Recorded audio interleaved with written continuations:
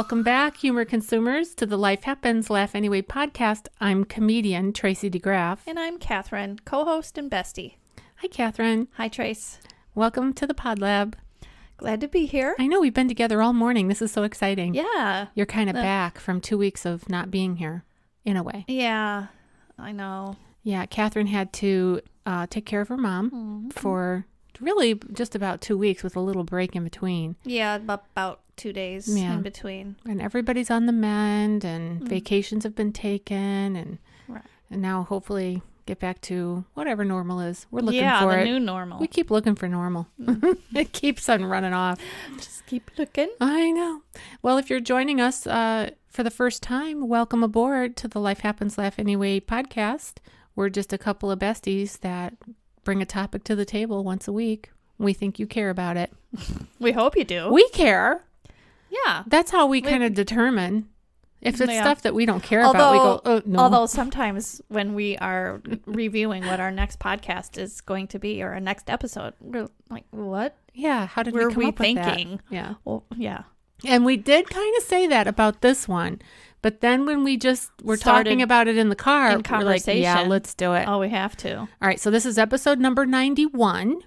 And the topic today is what women want to hear from their significant other. Right. What they want to hear. What they want that fella to say. Yeah. All right. We've got a couple takeaways. We're going to go over an article that's called 30 Things Women Always Want to Hear. That's going to be interesting. Then we're going to share about what we want to hear. And we're hoping that our husbands are listening. Fasten your seatbelts. Yeah. Speaking of our husbands, they're our sponsors. Yeah, they're our sponsors. We do have sponsors. We have two of them. Their names are Ron and Kenny, Muffin and Pooh. We call them Puffin together. Pooh Muffin. Isn't that cute? Yeah, it's nauseating. But let's move on. Our final takeaway from today's episode is going to be a quote. We've always shared something inspirational at the end of our podcast. All the other times, all 90 other times, it's been a scripture verse. Today's different. Today is different. This is the first time that we're not sharing a scripture verse. Yeah. Well, the truth is we couldn't find one. I don't think we dug deep enough. Yeah. But I did I found a quote from a Baptist, so close enough. Right? Well if a Baptist would say that, yeah. We're going to roll with it. All right. Well, let's dive into the 30 things that women always want to hear. What say you, Cathrine? The first one that comes up is, you know what I love about you? And then just fill in the blank. Fill in the blank. Oh, yeah. Mm-hmm.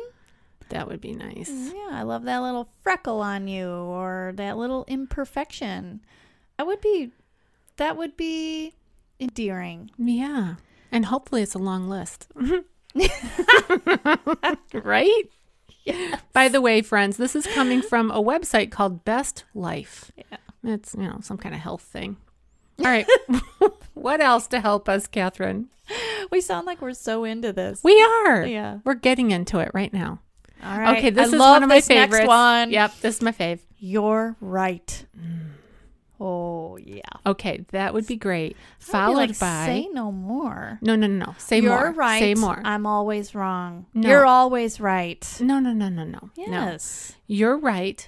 I was wrong. Yeah. You're always right. Well, same thing. Not I'm always wrong. You don't want a man who's always wrong. Right? That is true. Because that would be sad. Sadness. That is true. Hashtag, I made a bad choice. Mm-hmm. Yeah. All right. Well, human beings, we do want to hear that. We do want to hear you're right. I think everybody, wants to hear that.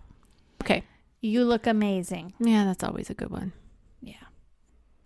I sometimes feel when Kenny says it, when I know I look bad, I sometimes get irritated. What do you want? Yeah. Here and there, I'll think, I do not look amazing. I barely look good. Stop it. You can't win. Poor Kenny.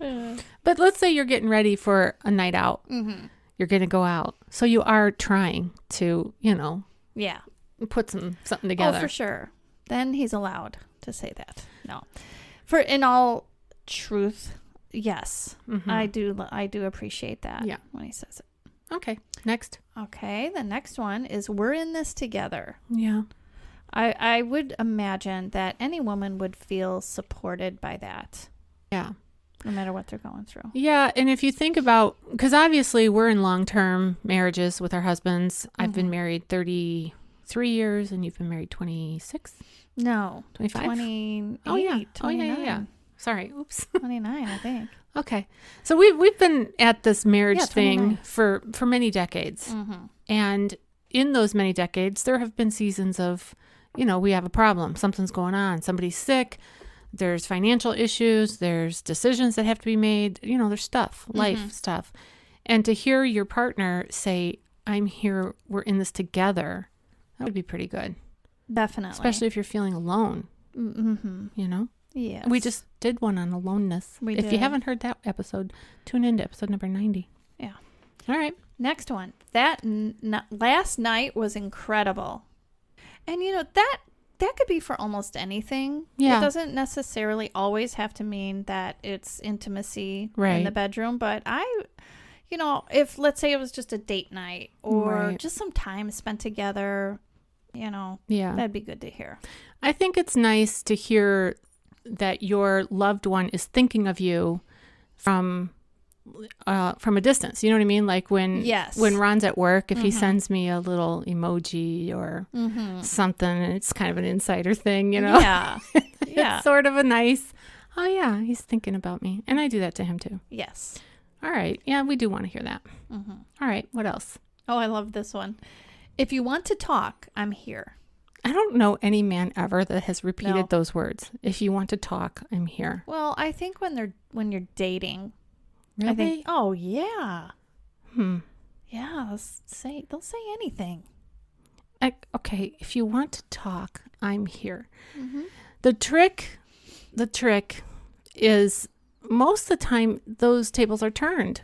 I mean, I know it's getting a little bit like generalized, like not everybody fits into these perfectly, but okay, so I'll just speak for myself. If I want to talk, I don't need permission to talk. If I got something to say, I know you're here. I'm going to say it. I don't need you to say. So you're coming from that perspective. Right. Mm-hmm. And if he were to say, if you want to talk, I'm here, I'd probably say, haven't you been listening? I've been talking. Yeah. I don't know. Well, I think in terms of people who are getting to know one another, or in the dating stage, I can see where that fits a lot better. Yeah, I guess it would be one to throw out there. Maybe we should just try it. Maybe we should just try it out on them. Because I think this one, I think this one would fit more accurately, at least from my experience with my husband, which is 33 years of, being with him.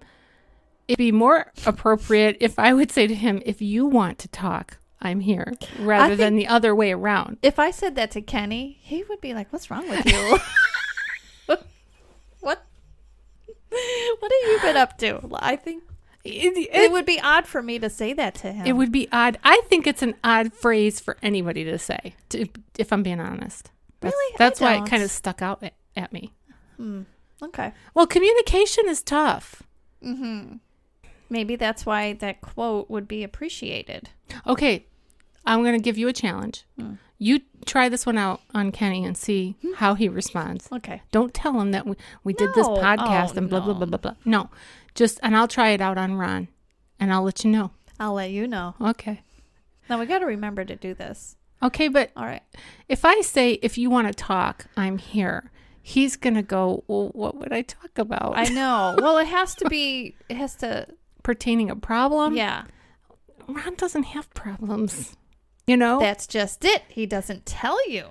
Well, he goes to work and he does the thing at work and then he leaves that there and he comes home and I have food for him and he's happy with that. He takes a shower and falls asleep on the chair. He's a happy guy. But when certain things are on his mind, like retirement. Yeah, true. I know when Kenny sometimes has stressful days at work. Yeah. And so that would be a perfect opportunity for me to say, I'm here if you want to talk through it. All right, you try it and I'll try it. And Okay. let's just follow up. Oh, boy. Moving along. Number 7. Okay, number 7 is a question. Yeah. And it says, what's the most meaningful experience you've ever had? Well, my husband would already know the answer to that, I think. So again, I think this is like a building relationship thing, getting to know one another. Let's move on. Okay. Yeah. The next one. Number 8. It's a favorite, friends. No, you don't look fat. Right. Nobody wants to hear they look fat. I'm not sure how I feel about this one. Why? I just know you don't look fat. Sounds flat. It sounds like it's not really sincere. I would rather hear, no, you look good. Like, say the question prior to that statement is, do I look fat? Yeah. I would want to hear back, no, you look really good. You look good. First of all, do I look fat is a loaded question. It is. So the response is difficult to navigate. Right. As you've just pointed out. Yeah. Because you do want to hear it, but you want to hear it in a certain way. No, you don't look fat. I don't know. I just don't like that one. Let's move on. Okay, wait. Before we move on. First of all, I'm never going to ask that question to my man. I'm never going to say, Ron, do I look fat? It's funny. I rarely ask that, but there have been a couple times where I have. No. And I feel like I'm really, and I know that I'm doing it just to test his demeanor and his, and like, just to test him, I guess. Guy. I can't figure out why would I ask him? Right, because you don't really want him to answer if you're feeling frumpy or you're feeling like you look fat. You don't want him to say, yeah, I agree with you all the time. You're always right. I'm always wrong. Like if I showed him that picture that you showed me today. Oh, yes. Wait, can I tell? Can I tell what happened? You can, since I brought it up. Yeah, because I wasn't going to say anything, but there it is. Be a little discreet. Okay, so Cathrine and I went to the gym, as we do try to do, because we're, trying to be not fat.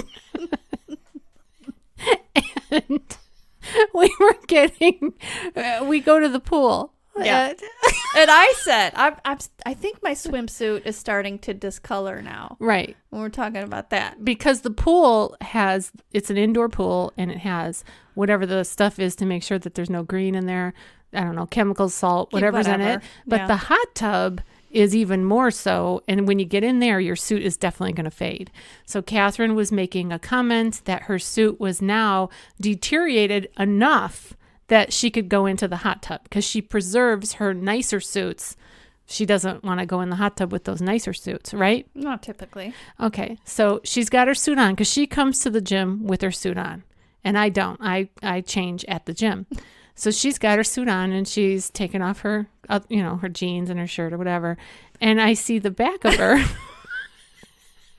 And she's got all of that. I don't know how to say it, like fraying or whatever it is. Like the material is giving way. Stretched out. Okay. And it looks in the back. Right. And you've seen this, friends. If you're listening, you have been to the pool where there's some middle-aged woman somewhere who has no clue that her... Why is it always middle-aged women? Why do you think, Cathrine? Why can't it be somebody young? Okay. Because they get new suits and they're cute and we don't want to go suit shopping and such. Anyway, Cathrine's suit was done. It was donezo. Only I didn't know it. And I go, oh my gosh, Kat, your suit has had better days. I think it's no longer on the job. And she's like, what? Really? Yeah, and she can't see back there. And I go, here, let me take a picture. Which no cameras are allowed in the. I forgot about that. Yeah. So I get out my phone. But we're friends. And I take a picture of her butt. And showed it to me. I'm sorry. Yeah, and I showed it to her, and then she was like aghast. I was like, that's me?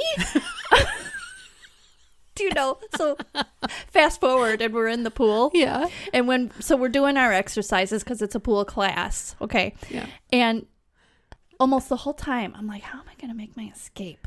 Because it was a deep water class, which means you have to climb out of the built-in ladder in the deeper end of the pool, which means your butt is going to be hanging way out. So I'm like, dang it. And the people behind you definitely will be in your behind. So I was scheming my plan the whole time, like, should I swim under the rope and then gradually go up the stairs in the shallow end? Should I get out a few minutes earlier? Should I get out last? Okay, wait. Oh, wait. And I also had the belt. So it's deep water, so you have to wear, you don't have to, but there's this belt, big fat belt that you wear around your waist. Keep your head above water, which floats up. But I thought to myself, it's saturated. So hopefully when I walk out of the water, the belt will just be right in place where the faded part of me won't be exposed because that big belt will cover it. Yeah, but the belt would have to be down by your booty. Yeah. Oh, it'll go down that far? Anyway. Yes. Wait. In this class, it's all, like, we're kind of youngish in the class. Yeah. It's mostly our age. So I'm 56. Catherine's 53. It's mostly our age and older, right? Yeah. So we've seen it before where we saw somebody back up. Oh, yeah. Like, I mean, her suit went goodbye. It was gone. Like a draft. Fish, if they were in there, could swim in there. The poor gal. And I wouldn't know if my suit fell apart because I have no feeling from the waist down. I had 5 babies. I can't feel anything.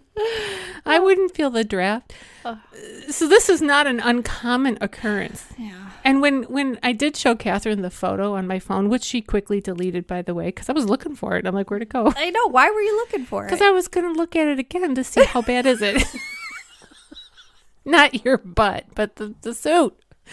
Well, same thing. Anyway, once she looks at the picture, she goes, "Oh, I can't go. I can't." Oh, right. I did say that. You were going to bail. I'm like, no, we just got here. Do you know what effort it took to get, peel myself off the couch and get here? Well, same for me. I know. So I'm proud of you that you did it. Yeah. Even though. Well. Whew. All right. That was a sidebar. We digress. Sorry. Hope you enjoyed that. All right. What's the next one? I don't understand, but I'm going to try. Okay. Very good. Interesting. Mm-hmm. Have you ever heard that one in over 30 years? I don't think so. Nope, me neither. I would be shocked. I'd probably have a heart attack. Yeah. But it might be good to hear. I mean, I'll get a look. Like, what are you talking about? And that, if translated, would be, I don't understand, but I'm going to try. Right. Instead, I get a face. But usually it just comes out like, I don't know. You know what Kenny does, actually? What? He'll either do that or most of the time he'll just giggle. Yeah. Like, sorry. His Huckleberry Hound laugh. I get it. All right. Number 10. How can I support you? All right. I like this question for a lot of relationships. Because sometimes we assume how we can support someone on their journey. But if we would just ask. Yeah. Like I actually thought, when I looked at this, I thought about you and what you're going through caring for your mother. I thought about that too. With Alzheimer's. And I mean, what would you say to that question if I were to say to you as your bestie, how can I support you? I mean, I know that I'm here for you and trying, but it's a journey that is so difficult. Yeah. Well, the very first thing that comes to mind is just listen. Yeah. Because it just feels good to just share with what's going on with me, which means what's going on with my mom. Right. Just hear my story type thing. Yeah. Because when you're sharing, it's not always that, necessarily that you want advice. Right. Or it's not necessarily, it's just a thing that you just want to share what you're going through and get sympathy, I guess. I don't know. Part of what I am surmising from this perspective of Alzheimer's is that it's such an unknown. There's so many, like, we've talked about this privately, but I'll just share it on the behalf of whoever's listening. in terms of the journey of Alzheimer's disease, there's so many unknowns, and you don't really know from one moment to the next what kind of mood there's going to be, what kind of memories are going to be there or not there. And because of that, it seems like there's a lot of processing going on from your perspective. Like, okay, where are we today? What are we doing? What are the responses? Like, you've tried to make doctor's appointments for your mom, and you're kind of to the point where she's just not cooperating. Right. But months ago, she did cooperate to the degree where you could at least get her there. Now it's different. Yeah. So there's a lot of processing.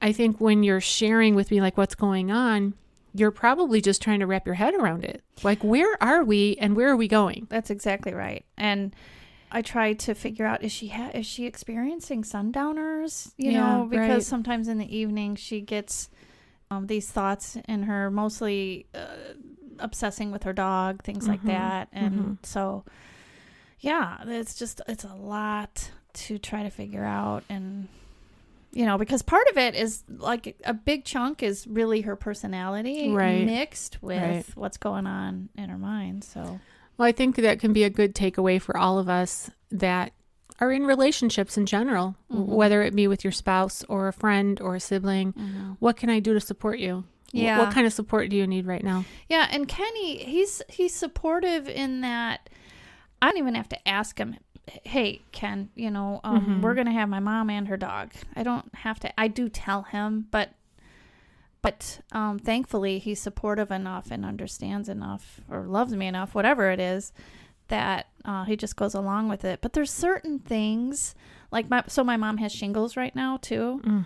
And so it's really frustrating, like when she is scratching and digging into the shingles. And so what I'm getting at is I wanted to tell Kenny about it, but at the same time, it's just exhausting, even just, you know, telling every little detail. So sometimes I take a big sigh, like, it's, you know, I don't know. You just kind of feel somewhat alone. Yeah.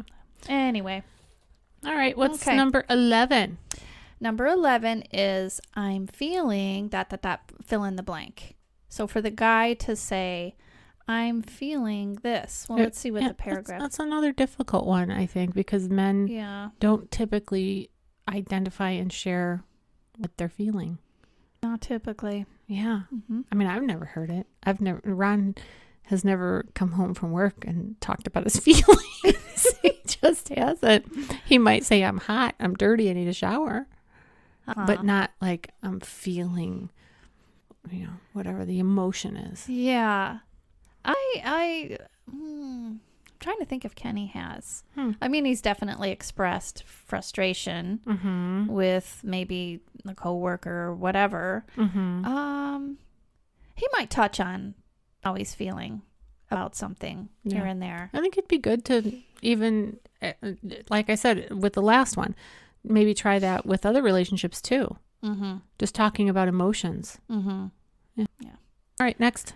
You are so sexy. Ooh, yeah. Women like to hear that. I think anybody likes to hear that. Yeah. You know, you want to be desired.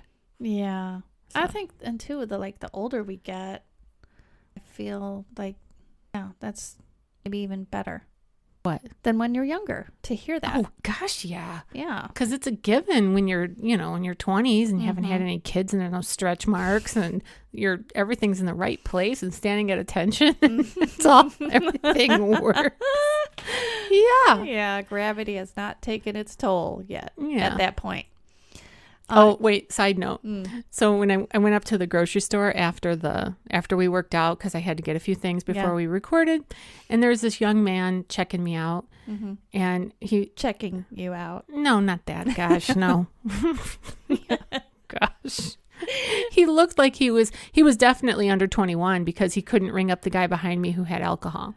So this kid was somewhere between the age of 18 and 21. Okay. So he's a baby, right? Yeah. And I said, hello, how are you? And he said, I'm just surviving. I'm just trying to survive. He sounded like Eeyore. I think I know which guy this is. Yeah, he's tall, super tall. Yeah. All right. And I've heard him say that before. So yeah, this me too. Okay, so this must be his go-to phrase, right? And I said, you have no idea how true those words are going to be in about 40 years. So choose your words carefully. Oh, man. Young grasshopper. That's like a mixture between enlightening and Grim Reaper. It happens to be the truth. And here he is at, well, let's call him 19. And he's just trying to survive at that age. Well, maybe he's got, heavy stuff. I saw him putting boxes up. It looked like he was fine. You know what I mean. I do. Yeah. All right, let's move on. Can I get your perspective on this? Okay. The word that I would like to rather see in there is opinion. Oh, Right? Yes, coming soon. I will be talking about that. Okay. But perspective, I guess, it would be kind of nice to have somebody say, I just want to hear your side of it, right? Good for either side, men or women. Yeah. In I think a lot of these relationships in things general. are. Yeah. All right. What's number 14? I love you. Oh, duh. Yeah. And it's got to be at the right time, too. If you're dating. I'm talking if you're dating. If you're already married. Yeah, if it's too soon, it's weird. Yes. Don't go into that one too Very soon. Inappropriate. Yeah. But once you're married, I want to hear it every day. I do hear it every day. And I say it every day. And I mean it. Dang it. Okay. Don't get any ideas.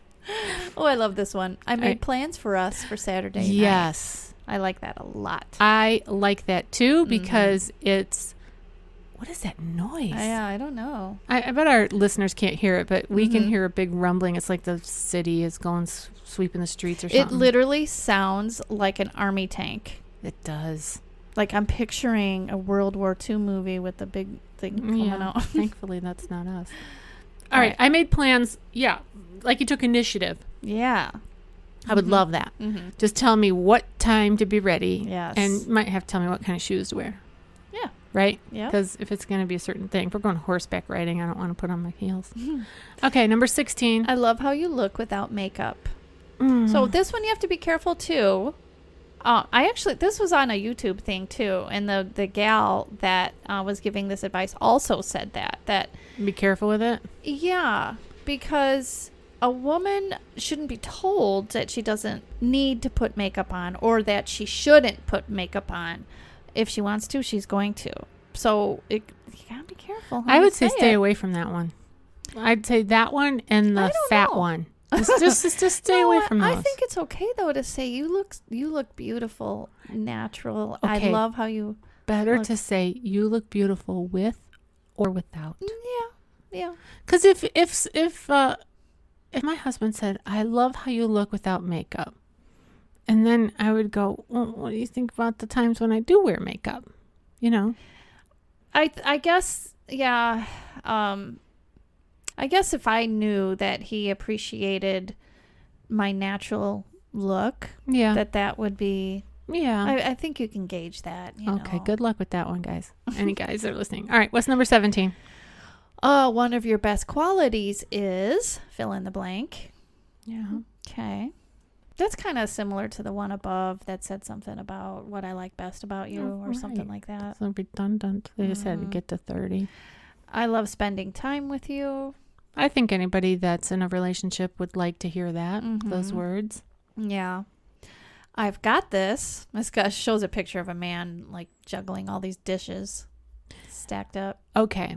You know that whatever his name is, the guy that did the love language book? Yes. Chapman. Yeah. And Scary. Yeah. Acts of service is one of the love languages. This is definitely something that resonates with me because I love the sound of a distant vacuum. Yes. Yeah. Oh, I want a Roomba so bad. And if my husband, like if I cook most of the meals, like 99% of whatever we eat, I prepare it, I plate it, and I serve it like a waitress. Do you? I sure do. You bring it to? I bring it to Ron.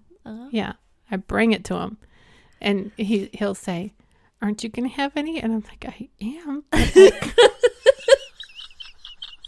Don't you know the routine? I couldn't carry all of that. I'm not an actual waitress. Plate overturns. Okay, but if after the meal, Uh-huh. right? If Ron just gets up and does the dishes and he would say, I've got this. Oh, yeah. Oh, yeah. Mm-hmm. We're going to be having some fun.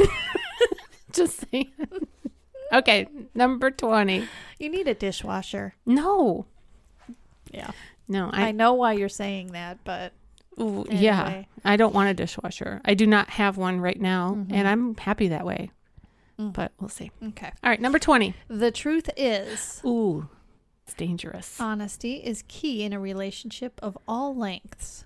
Interesting. I feel like when you preface something with the truth is, that I feel like that's indicating something has been a little bit of a cover-up. Right, like something's been left out. Now here's the real information. Yeah, I kind of don't like that, but whatever. In my opinion, when you're communicating, if you were to say the truth is, I think you're better off saying something like, from my perspective, this is how I perceive what's going on, or this is the way that I see this situation, rather than, I guess you could own your feelings. The truth is, this is the way I feel about what's happening.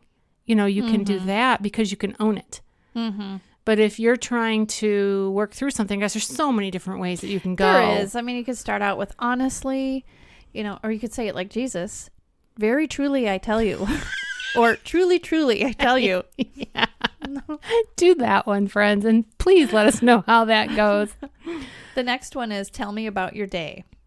Yeah, I like that. That happens almost daily with us. How about you? Yeah, same. Yeah, Ron wants to know, what'd you do today? Sometimes I go, I had got a massage. Yes. And a pedicure. Yeah. Recorded. I didn't want to bring it up. Worked on the podcast. Oh, yes. We so worked so hard on the busy. podcast. I know we don't get paid, but Someday. It's going to really make it. Joe Rogan had to start somewhere. Hang in with me, Pooh. Keep being our sponsor. I'm sorry. Okay. Number 22. Okay, I can appreciate this one. It says, I'm sorry that happened to you. Yeah. Yeah, I definitely could. That's a good one to say to anybody. Yeah. Well, who expresses any sort of angst. Yes. I'm sorry that you're going through that. I'm sorry that's happening to you. Because life sucks sometimes. It really does. Yeah. Like the one gal at the pool who was telling me about her sister who had a recurrence of breast cancer. And I did say, I'm so sorry that you're all going through that. All right, number 23. I feel like I can tell you anything. Oh, that would be nice. Yeah, that's a good one. Now, the next one says nothing at all. Sometimes women just want to want you to take a back seat and listen. I was kind of saying that earlier. Okay. Yeah, I guess it would be just show the nonverbals, show with eye contact and nodding, that you hear, you're listening. Right. I guess. I don't know. The next one, I respect you because... I like to hear that too. And I think that would be a good one for men. Men really do want to be respected. If you think about the qualities of the ways in which you respect your husband and you verbalize those to him, that'd be good. Yeah. Okay. Number 26. Wow, that guy was checking you out. And I get that. Yeah. That would creep me out. I'd be like, really? ugh. Yeah, I don't think I'd like that. I mean, Kenny, jeez. If Ron said that to you, you wouldn't... I don't like that, feeling? No. No, I don't. Okay. But that's just me. Yeah. Okay, 27. 27. What do you need from me? Well, it's similar to how can I support you? Like, yeah. What can I do? I really do. I really do like those kinds of questions because you give the other person a chance to say what they think they need. Now, I like this one a lot. Your work is so important. Now, even though I don't work, I do. Well, you do work. This is work. We're at work right now, Cathrine. This is our job. We're here creating this podcast. We've done research. We have an outline. We have equipment. We have a room, an office. We have coffee. Yeah. Well, and I think Kenny has said things like, just managing our family and raising the kids. He has said that that's important. Yeah, there's a lot of value there. Well, people want to hear that there's value to what they're doing in life. Mm-hmm. Yes. All right, 29.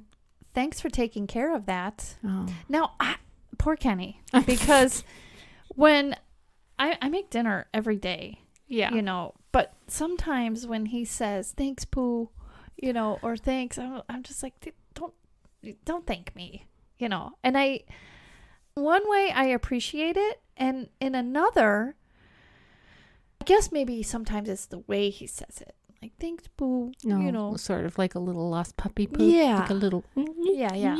Little whiny. Right. Oh, sorry. Sponsor. Poor Kenny. Number 30, before we lose all of our sponsors. You're the only one for me. Yeah. Okay. That's a good one. Yeah. Let's hope that is the case. If you're married, like, that should be a given. But if you need to express it, go right ahead. Yeah. Doesn't mean that we don't want to hear it sometimes. True. All right. Well, that wraps up the 30 things women always want to hear. Now let's hear what does Cathrine want to hear? She's got a list. Go ahead. I want Kenny to say, I could listen to you all day. Yeah. I love when you give your opinions. I love talking with you about your day. Wait. You're actually, these are the things that you want to hear? Let's read together. Let's read together. I would love it if he said that. Let's do Bible study together. I would love that. Okay. I was wrong. Of course, that's on the list. You were right. I should have known. I should have known. That's a good one. I should have known. That would be delightful if he said that. No, those are kind of just goofy ones. But they're fun. I really would like it, though, if he did say, let's read together. Yeah. Yeah. Oh, I would love that. But no, I really would like to hear from him. Let's study God's word together. I would love that. He doesn't really say that. Have you expressed that to him, that would be something that you would like? Yes. Oh. Mm-hmm. Has he forgotten? Does he need me to send him a link to this episode? Whatever. No, not after what I said earlier. Well, it's public, Cathrine. He could listen. You can edit that out. He can. Do you know? He's supportive, but he's not listening to us on his way home from work. You hope. Janine asked me that, our friend Janine. Yeah. She said, do you guys actually edit things? Because sometimes I hear you say, we'll just edit that out. But she says, it never sounds choppy. I go, yeah, we say it, but we rarely do. We just let it go. But no, I do edit. Yeah. I edit sometimes. Yeah. Sometimes a lot. But I say a lot. You kind of do too. No, but she's talking about big swaths of content. Yeah. Things that we say. Yes. All right. What else you got on your list there? Okay. I've planned a date night, which that was on the list too. I love when he says, how can I help you? Mm-hmm. Which that was on the list too. And this was not on the list, but I love it when he says, you're so smart. And meaning it. Yeah. Yeah. I really do think that women would want to hear that from the man in their life. You are so smart. Yeah. It's fun. Well, thank you for sharing those insightful thoughts, and I hope that you get what you're asking for. Be careful what you ask for. Well, it's all good. It's all good. Okay, I don't have a list, but I will just tell you one of the things I never want to hear from my husband. Oh, what you don't want to hear? This I never want to go there too. Never. Mm-hmm. Never do I want to hear I married up. Oh, right. Never. We talk about this. Yeah. I've never. I mean, even though it may be true, I do not want to hear that. And explain why. Well, it's obvious, duh. Because it's not obvious to most people, a lot of people. It better be obvious. No, because a lot say it. I know. Mm-hmm. If he married up, that means I married down. No. You bottom feeder. No. We're equals. We're equals in this marriage. Yes. We're both in it to win it. Mm-hmm. So don't be giving me no I married up nonsense. Yeah. So insulting. I know. I don't know who thought of that. I don't know. But their intentions they don't are see it. probably When good. when the guy says that, he doesn't see it. Which makes it probably true because he's ding dong. Not too smart. Right? We're probably insulting a ton of people. The shoe fits. Oh, no. I'm sorry. Okay. Well, what do you want to hear? I love... From Muffin. Well, like I told you, and you know this about me because you're my bestie, I love the sound of a distant vacuum. So I want to hear that sound. I don't want to hear words. I want to hear You want to hear action. service. Yes. You want to know. Okay, What? truth be told, I love the sound of progress. I love a sound of a hammer or a saw or some grunting or something. Jeez. Progress.